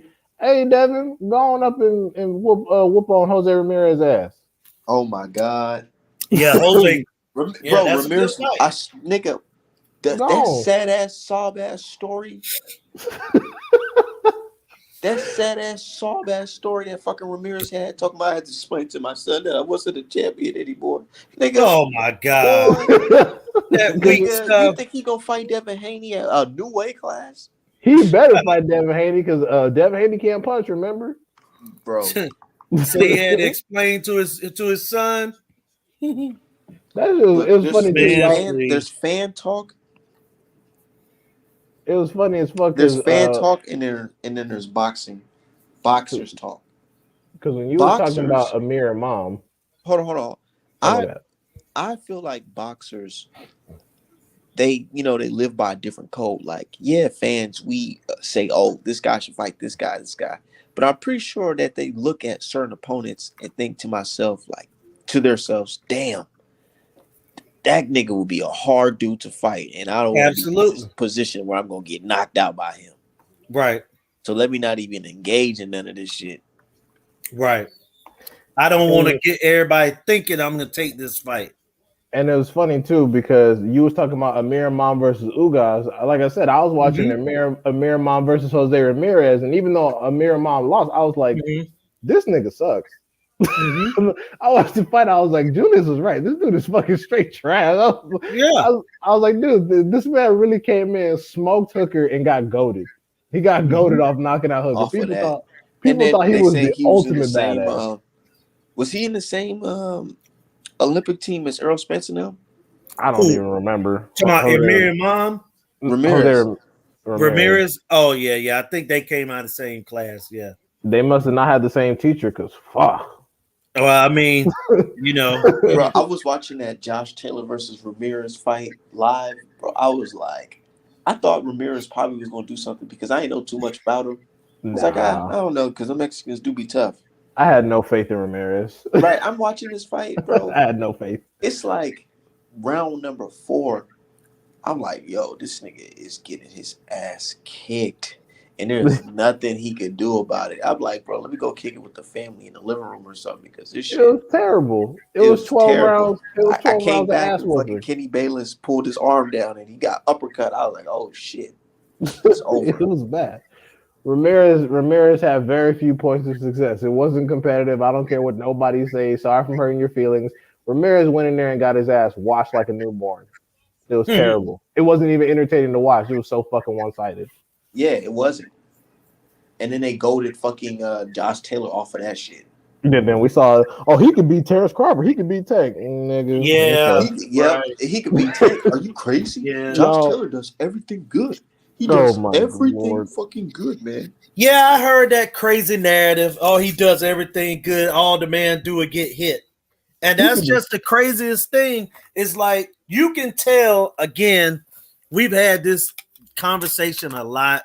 We had it about people that have shown up on this show before, people that just talk the boxing heads. They repeat things they hear other folks say. So if Yeah. somebody say, "Oh, Josh Taylor," Josh Taylor. Now he does everything correctly. His stance is great. Da da da da da da. The man get hit with everything except the kitchen sink. And Come on, people were acting like I was scared for Bud against Josh Taylor. I was like, no. man, please. I don't want to see that fight because Bud is going to stop Josh Taylor, and it's not even going to be entertaining Absolutely. to watch. It's going to be Josh Taylor trying to come in for a clinch, Bud jabbing followed by a rear uppercut, and he's going to smoke Josh Taylor. Bro.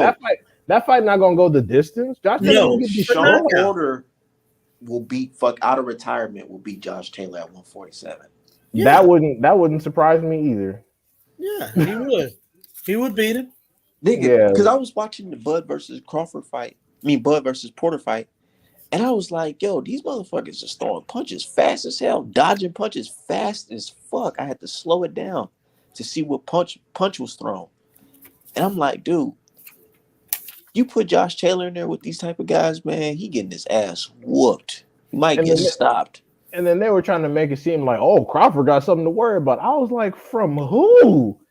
Dude. He tried to if motherfucking Taylor trying to get one of clinch fights, whatever, with Porter, he'll fuck around and get Paulie Malignaggi, nigga.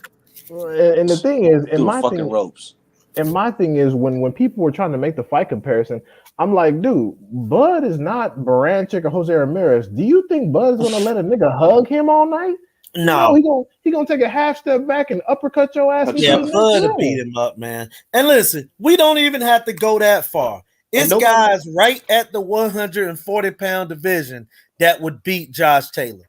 You know what I'm saying? Tank will smoke Taylor's bitch ass, and he's at absolutely. I said Gary that from Russell, the beginning. Gary Russell, who just whooped on Postal, would beat him. Yes. Oh my god, I don't even want to see that. That's horrible. Matias would stop him in a war. They both would hit the floor, but Matias would come out of that one. Hey man, but he's a sensation. He's a white guy. You know what I'm saying? And you know, he's a UK fighter that shows some skill against mediocre opposition. They're like, oh, this man is different. Hey, and let me tell you what the talking heads are saying. He robbed the black guy, so they saying, oh yeah, well, you know, he's ultimate badass now. Yep. Oh, he speaks very well. He do this, he do that. You know the talking heads. Niggas sound like Shrek. Bro, now they hate Josh Taylor. Anytime that Josh Taylor posts something, bro, the people from the UK, it don't even be no black Twitter, nothing. It just be people from the UK or whatever. They just like throw their fucking belts away, mate. They trying to say, bitch, mate. And they trying to say, oh, Tank should come up and wait and fight Catterall. I'm like, what the fuck is that going to do? Catterall's bitch ass. Another garbage fighter. That's what I'm saying. They're like, oh, Tank should just come up and fight Catterall. Man, whoever Jack Catterall fight next gonna sleep him. Hey, and I cannot stand that, bro. I cannot stand whenever someone's favorite fighter struggles against somebody, all of a sudden it's, oh, that person's the next bet. No, stop. I swear, stop. I ain't out here saying, damn, Montiel, she's next pound for pound Mexican star. Right, exactly. That's just so aggravating. I can't stand that. Go ahead, Julius. I'm sorry. No, man. I mean, look, I got guys, man, that be going at me when I say that Josh Taylor can't fight. Heck, I even had one went crazy when I said, man, stop talking about Katie Taylor. I said, that woman can't fight. But you know what I'm saying, man? You definitely can't say that. You know, I'm sorry, man. I see a lot of mediocre fighters out here that get praise and love, man. And it's crazy because our race is always the apologetic ones. We allow the white guys to make points and we'll know better and still repeat it with them. You know what I'm saying? We allow them to come on they're part of the go along, get along gang. We allow these scrubs. Like, I ain't gonna lie, Canelo the best fighter in the world. Exactly. Like, man, if you don't get the hell up out of here. And the Mexican fans and white fans be like, oh yeah, look at him. Look at that. Yeah, bro. He's a good one. Hey, look, we allow these scrubs that don't know nothing to come on our platform and talk, and we look, man, it was a guy, this was so funny. It was a guy that got a recruiting Space got a recruiting Twitter page where he recruits black players. I mean, just recruit players and talk about them. You know what I'm saying? Going to different schools. And in his, backdrop or whatever, his picture is him talking with these black guys, just looking in his eyes like he's God or something. And that's the thing, man, that's so crazy. We sit around and we praise everybody, and it's just ridiculous, man. I'm just sick of not it. me. Not me. I know not us, but I'm just saying in general, we sit around and listen to these fools that don't know nothing, man. And it just, to me, it just gets sickening, bro. I be clowning them on Twitter. I just be like, dude, they be thinking I'm going to have a full, long debate with them. I just be like, nigga, shut up. You a pale face. Right. And look, and that's why it's so crazy that we got folks. I've been tagging people and I tagging folks. I even tag y'all in it, talking about Bomac. But we in such a society, man, where folks are so afraid to say what they feel or say something against someone because they want to interview the second time. Man, stop this stuff. These people are regular people, man. They regular people. Bomac I'm just saying, Bomac is a big sausage patty eating guy, and then we see him all the time. Well, I mean, seriously, we see him all the time, bro. Oh man, I remember when I called him Big Mac. Niggas got on my ass. They're like, "Hey, how you go disrespect?" I'm like, "Bro, look I ain't trying to look. It was like this, though. It's like this, man. I'm not the type of person that be like, "Oh yeah, I'm gonna beg for an interview." Oh my lord, hell no. Because 9 times out of 10, them people don't look at you like you they friend or whatever. They best friend. They want to hang out with you, make money with you. Hell no. If anything, when I'm coming to these dudes, I'm talking business. What's up? What's up? Let's collab on some t-shirts. As a matter of fact, let's do something. Art, man, I actually think, man, that you should do a t-shirt of the crew tomorrow night. And present it to Brian Custer or to one of them. I'm talking about. You mean the broadcasting? Not for that fight. Not for that fight. I got them. Matter of fact, I got it right here. Hold on. Let me put it on camera. And just to put something out there, we understand. Well, I understand. I'll speak for myself. I understand that a lot of listeners, some listeners might not be black. Like, for example, a good one is Coward Nello is actually Mexican. And the reason why I say what I say about the popular narrative is because of Canelo. Y'all all disrespect a lot of other active Mexican and other Latino fighters. Like Bam Bam Rodriguez has been the truth. Y'all just didn't see him. Julio Cesar Martinez hasn't been getting any respect because I think he smoked Sonny Edwards. So a lot of and Ray Vargas got a fight coming up, and I think he washes Maxayo. So y'all be neglecting a lot of other fighters, even if they're not black, because you're so focused on the ones that media is putting out there for you. But y'all call Ray Vargas boring and all that shit.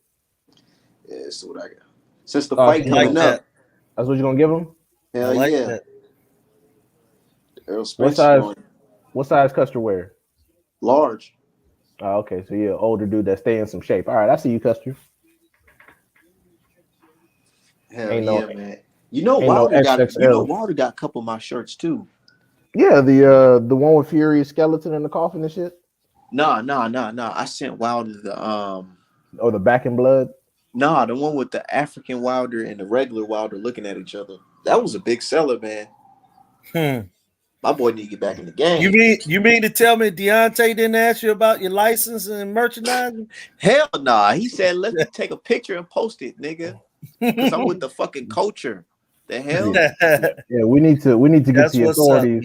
We need to get the authorities to audit that. So, all right, man, I don't like what you're doing over here. Hey, look. Hey, you want me to keep it 100 with y'all guys? Since I've been doing my thing, I've been seeing a lot of boxing artists now coming out. Oh, really? Oh, it's a lot of copycats. It's a lot of copycats. I hadn't been seeing that. Artwork, and I'm like, let me find out you niggas is watching art, man. How does he? Yeah, motherfucker, this is how you do it. But y'all missing something. Dudes coming out the woodwork talking about, oh, did you guys know I paint boxes? I'm like, nigga, your Twitter is like 8 years old. You just started painting boxes. Get the fuck out of here. Look out of here. Exactly. Exactly. That's like But watch my stupid ass with no talent tomorrow. Hey guys, I actually draw some stuff. Like nigga, like man, yeah, get the somebody fuck trying to out of say here. your boy Vivi. He trying to come out and say Vivi hoodies, Vivi Oh my apparel. god, I'm like, Oh oh, yeah. corny ass, Fuck outta garbage here. ass motherfucker, man. If I ever see you on, if I ever find out what you look like, promise you I'm gonna slap the shit out of you if I ever see you, bro. Like it's over Hey, for you. hey, All all of you you gotta do. do, bro, is just be Shakur. Man, He don't even he like likes Shakur for real. Shakur in a That's funny garbage. way. Like I can't Nah, be out here cheering Shakur on with him because he cheering him on some cheerleading, like he want to no, get with him type of thing. he trying to make Shakur the new token like Terrence Crawford. That's what Nah, he trying I'm to do. telling you, no, D Hive. I'm telling you, he likes Shakur in a different type of way. Well, I know about him like that already. I'm just saying, like, in addition to that, he also wants to make Shakur the token so he could be like, I'm not racist. I like Shakur. Shakur, and yeah, I Yeah, like Shakur, but I don't like when he's listening to that hip hop music. yeah. Or no, That Crazy. little even better. dirt. Even better, we'll talk about Tyson Fury on steroids. This nigga. Well, what about Evander Holyfield? Like, nigga, what the fuck are Yeah, He you, really yeah. bro? he like, yeah, Wilder, he got beat the fuck up, man, by Tyson Fury. It was an easy fight. I'm like, bro, an easy fight. Did you not see the ripples go down from this nigga top of the head Yeah, down that to his first and legs? that third fight was nothing easy about that. And we know he lost the first fight. So, the only fight he could say that is maybe the second. Yeah, and there No, was that a shit. bunch of funny business on that second one. A bunch. Absolutely. From the First fight, whole everything, bro. and it's funny because it was weird because the cheating was more obvious in the first fight. Like to First me, fight. the first fight, yeah, Nigga, Ricky Hatton is on camera saying, yes, I pulled the glove down because he requested it. Mm.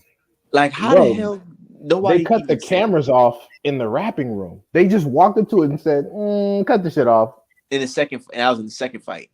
Oh yeah, in the second fight, yeah, they just went up to it and was like, "Cut it off." Because I remember debating this fucking dumbass Pink IQ.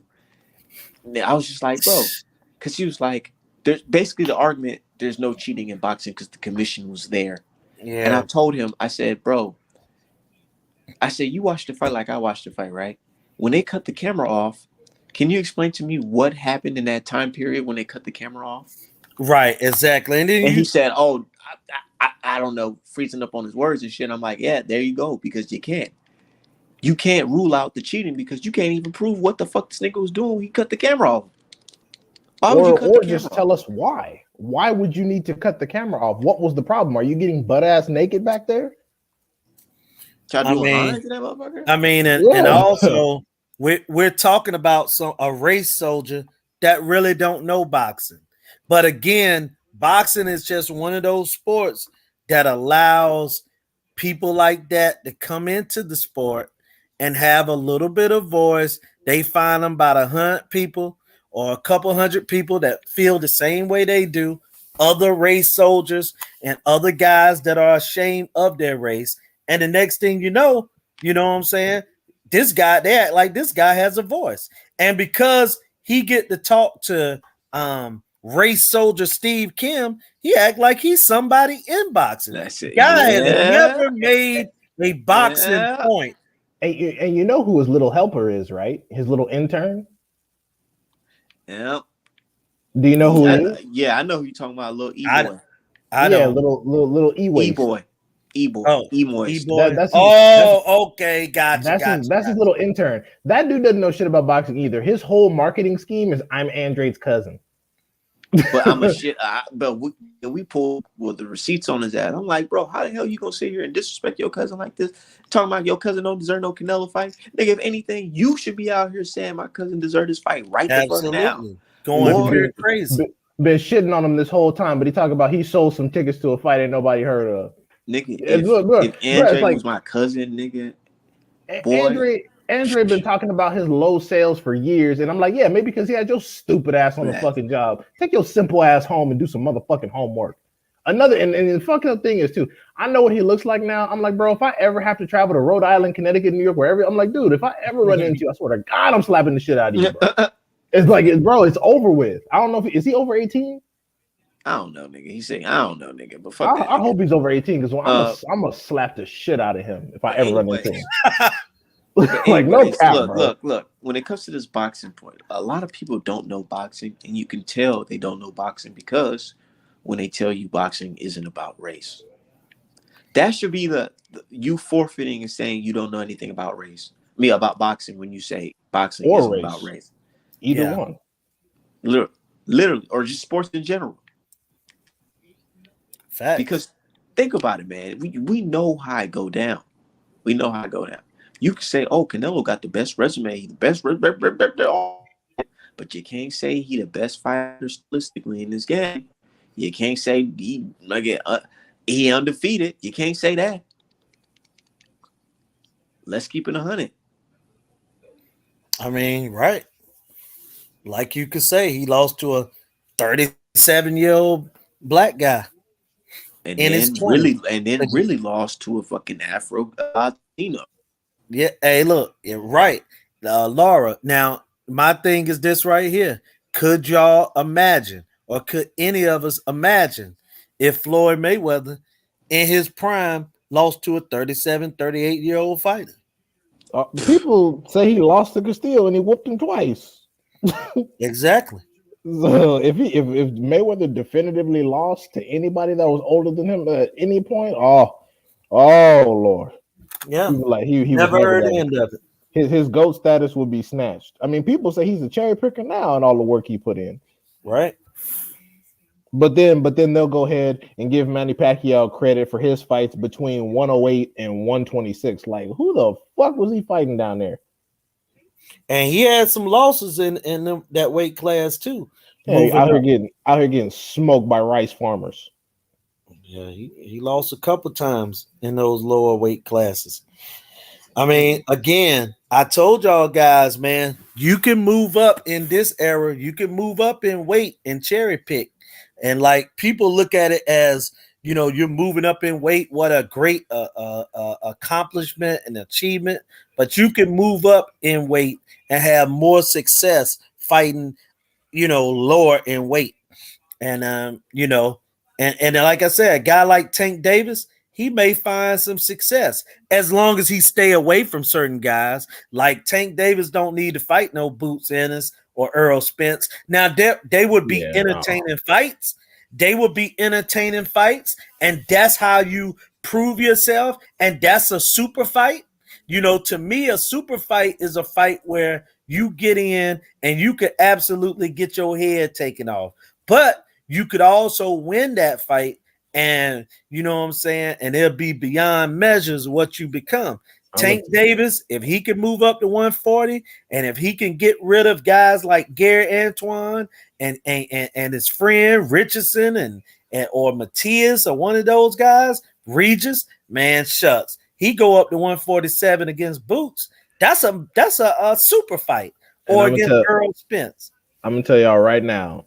If you really, I'm not gonna say that you're crazy for picking Tank over Boots at 147 because you wouldn't be, but I'm saying if you really think that's not going to be a super dangerous fight where Tank isn't the favorite, you're bordering on Tank supremacy. No, Tank is gonna be the underdog in that fight. And I'm saying, like, there are some people out there that have Tank stopping Boots, and I'm just like, y'all are Tank supremacists. I do not. I do not have Tank winning that fight at all. Am I saying he gets slept? No, not at all. I'm just saying I think Boots. I'm getting stopped in that fight. Okay, for sure. That's the opinion you get. I haven't made an official pick yet, but I know that Boots. I'm confident. I'm confident that Boots wins the fight violently. It just depends on how violent it actually gets. And I'm gonna say this. Tank's survivability will absolutely be tested because Boots will follow his ass around that ring the entire time and not let up. Boots is gonna be on his ass. So and like you said originally, Julius, I really don't even want the fight to happen. To be quite honest, I really don't. I really hope he waits till Boots go up for that to happen because I don't want to see that shit. Hey, let me tell you, man. I think we need some more mega fights out here like that. Shit, I don't want that one. I mean, look, make man, something else. Guys in the past did stuff like that because they really believed in their skills. And Tank Davis going up 7 pounds is not like Larry Merchant asking guys to go up 3 and 4 weight classes back in the day. But all of this is just me just throwing theories out there, man. You know what I'm saying? Because now Tank said he want to test himself against guys, and I mean, hey, so if that happens, if he just go to Al Heyman by himself, I believe 100% that Devin Haney need to come over, and he probably can get that fight now. You know what I'm saying? Well, I didn't hear Tank specifically say he wanted to up or change his competition. I just heard it was a tweet that a guy said, right? And the guy said something along the lines of, I want to see you fight better guys. And that's when Tank said, hey, the reason that I'm fighting Rolly is because this is the last fight on my contract, and they want me, and they keep pushing for me to fight this garbage fighter. That's what Tank said. So I took that as him saying, if it wasn't for that, I would be fighting higher competition. Okay, I mean, yeah, I saw the same tweet, and I guess I'm more of a literal person, but I just because I know that he personally doesn't really like Rolly, so I figured he didn't want to give Rolly the paycheck, which makes a lot of sense. But I didn't specifically see or hear him say that he wants to up his competition or he has a problem with his competition. I hope that's exactly what he's saying, but we don't know. We got to see what decisions he makes once. Well, yeah, we definitely got to see his next fight after Rolly.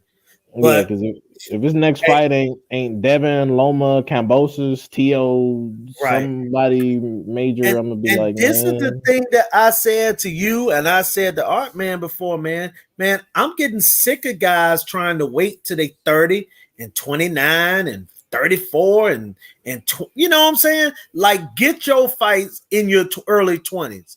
Why would you not give yourself your best chance at winning?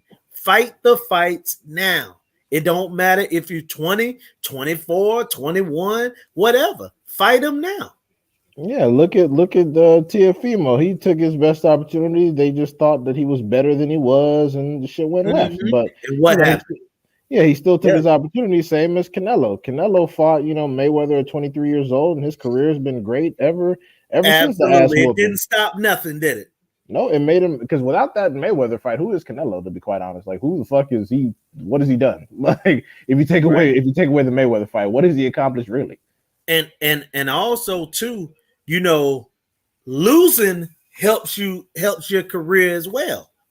Because if you lose in a fight, you should learn a lesson.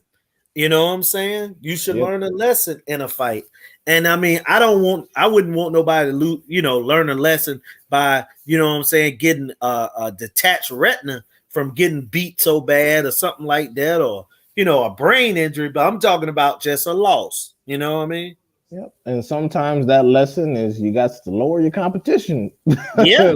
like Josh Kelly. Josh Kelly took his competition from B- to F. Well, hold on now. Cause don't say nothing too bad, because Bradman said that guy was, Floyd Mayweather, the white Mayweather. Whenever I see Bradman on Twitter, man, I just be wanting to be like, bro, you had one fighter, and that fighter has aged horrifically. Like, relax. I'm not saying that you don't know a lot about boxing. I'm not saying that. I'm not saying you don't know more than me about boxing. I'm definitely not saying that. All I'm saying is, Bradman, chill. Get your stable up some, and then maybe come hit us back with the sage advice and hot takes. And a lot of times, man, these guys be wanting other opportunities, so they'll say anything almost. You know what I'm saying? Oh, Josh Kelly, come train with me. You trying to be like Roy Jones Jr., start training up British right. Right. Oh, God. Yeah, these guys be doo-doo, man. Guys need to stop, man. They guys need to stop it and be honest with these guys. It's almost like these guys be telling these ugly women, you know what I'm saying, how fine they is. Like, tell them the truth, man. Oh yeah, that's why they be getting on the internet showing they chunky selves. They be like, oh, I'm hot, I'm thick. Like, no, you're obese. You're morbidly obese. It's not BBW. You're fucking huge. And that's not saying that you're not worthy of love. That's saying that you big as a motherfucker. That's all I'm saying. Yeah, but not. And the thing is, I'm like, who else is Breadman coaching aside from Kyron Davis? Well, Yeah, if he even is coaching Kyron Davis. yeah, and I mean he cried that night because Kyron took a savage beating by Wait, Breadman Benavidez. cried? Yeah, he cried. Go back and look at it. Go Oh, back and look at it when he did that interview. He cried. oh Lord, I don't really be looking at a lot of the interviews unless it makes the news. But It was damn, right after the fight. oh, he was in there crying. Yeah, because he said that Kyron gave a lot, for this opportunity, and I felt him on that. He did try, but Maybe Breadman was crying about his reputation more than anything. hey, He was crying. yeah. What the fuck you crying for? He said that Kyron, gave it his all, and he took this fight on short notice, and his heart. And, nigga, y'all both got paid. Now go the fuck home. No, yeah. The fuck? You nigga, you knew what time it was when you took the assignment. This ain't fucking Rocky. That's what I'm trying to say. That's why I'm like, wait, this nigga was real life crying. What the fuck are you talking about? Yeah, man. Yeah, man. Oh shit. Yeah. Yeah, man. Oh my god. Said fucking Rocky 6, no Creed, motherfucking 3-star Breadman. That was his audition tape right there.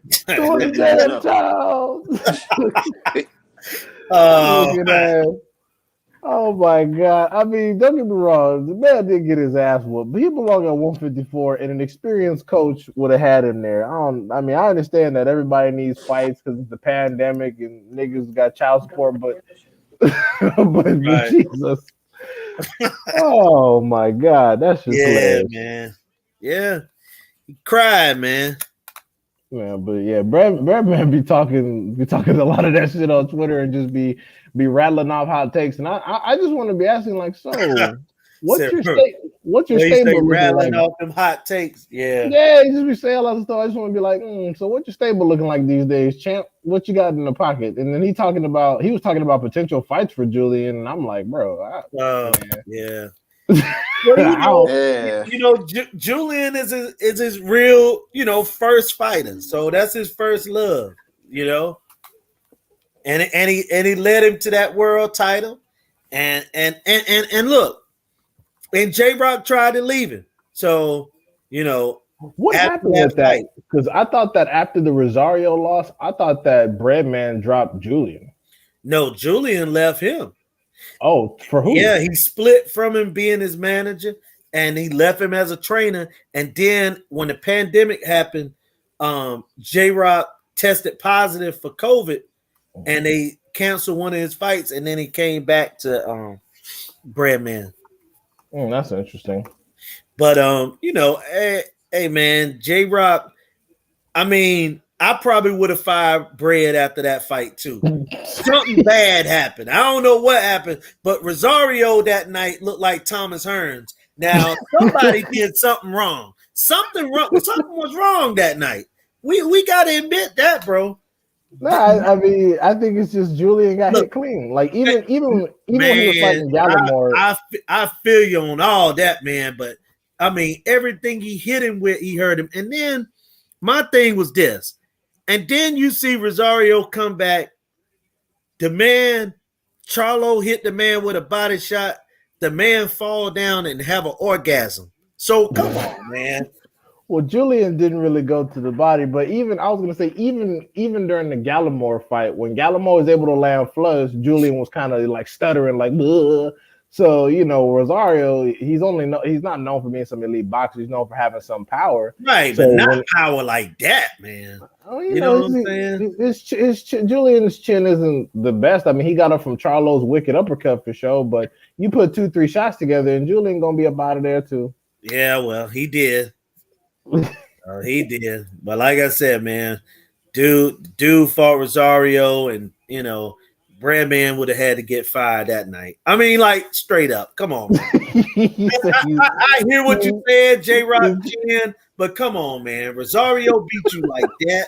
You know what I'm saying? Knock you out in your hometown with your family there. I mean, come on, man. You Bro, gotta when he blame got knocked somebody. out, you could read his lips because he was like, He said, wow. yeah, exactly. He Like, said that he was like, "Oh my god, my career is fucked." yeah. He said, how did I get here? How did I get here? How did I Man, get life? he's like, You gotta, "Damn, you gotta that's think, me." man.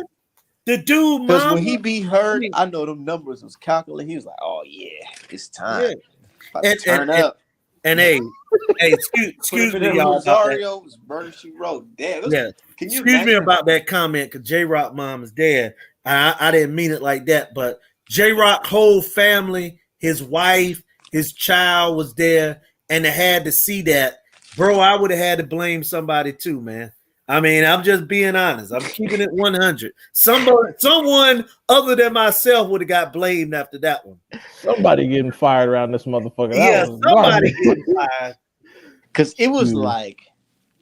like J-Rock hit him with one good punch. And Right. I mean, like, he cocked that motherfucker back and That popped first it. round, right. And motherfucker Rosario ate that shit and spit it right out. I said, oh, Yeah. my God. And It's that's about the to be a moment. short fight. Yeah, that's the moment Rosario was like, "Oh, this shit done. I'm mad. I'm about to get on your ass." And then he Yeah. turned up on him and slept. I said, oh, my God. It was bad because he was punching him, knocking him against the ring. And it's like, I'm looking like, bro, Herb, why you wasn't doing this shit? Right. Yeah. What's the difference between Herb and Rosario? That's what I want to Right. know. Rosario actually picks his punches, has better defensive responsibility, and when Rosario is getting hit, he actually will try to cover up using his arms and a little bit of head movement, whereas Hurd will just eat the shots and jump on your ass. I mean, yeah, but think about this fight, this thing. Rosario last two fights, he been knocked out by body shots. When Julian didn't go to the body. Yeah, I mean, but Julian didn't do nothing. Yeah, he just sat there and let himself be punched in the fucking skull until he dropped. That's what I'm saying. Like nothing, man.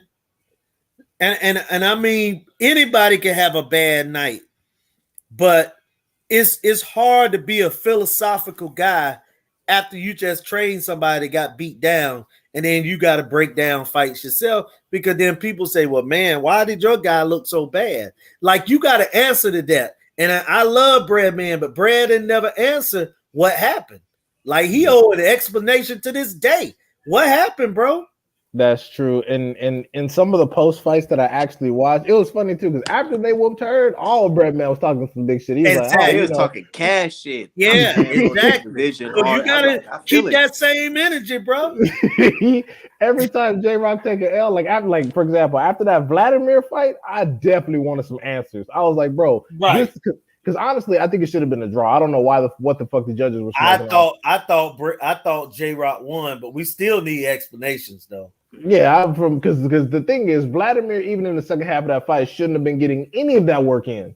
He shouldn't have been able to get half of that work in. He should have been gone. Julian was landing clean for the first 5 rounds. He should have been stopped.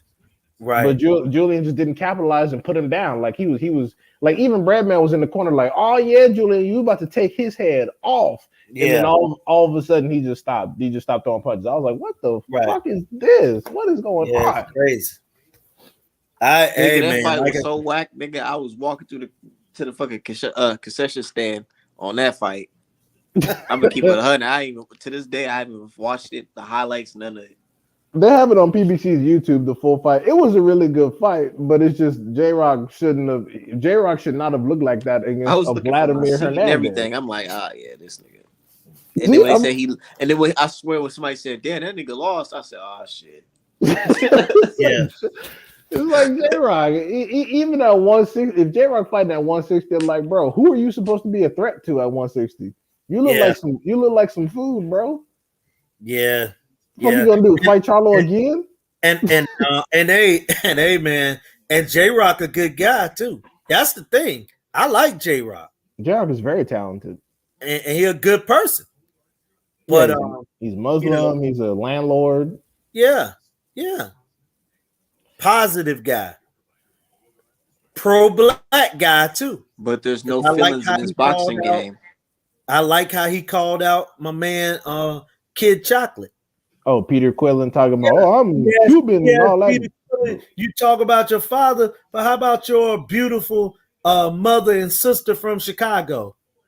Where they love at? You talking about Cuba? How about the Black American mother you got? That's what you. Hey, I love that, man. I'm a That nigga J-Rock had to. fan for life after he did that. That nigga Peter Quillen had to dig into his closet and take a picture of a picture to find his damn mama. The dad he had on the phone off top ready to go, but when he asked him about the mom, he took a little bit. Yeah. I mean, hey, man, just the truth, bro. But yeah, man. But shit, I got to get up out of here though. Oh, Shit, but tomorrow though, I'm gonna be at the fight Tim Tszyu versus hey, DJ. you didn't give us your prediction, bro. Oh, with that fight, I'm keeping 100 with you. I ain't watched no Tim Tszyu fight. I've never seen that man fight a day in my life. I'm gonna just watch it live in person to see what he's all about. All right, gotcha. And I knew what Gaucher's about. So shit, I'm going by Gaucher by default based off of not seeing the other guy's footage. But if he beats him, then shit, he got a believer out of me. All right, man. Well, I heard Breadman gonna come in and train Gaucher. Are you serious? No, I'm lying, man. No, I was like, oh my god. Hey, I'm capping, man. I'm capping. I was like, oh, this shit is over with. Put some bread on Tim Tszyu. Oh man, but shit, All right, I'm bro. gonna holler at you this. All right, man. have a good one. All right, guys.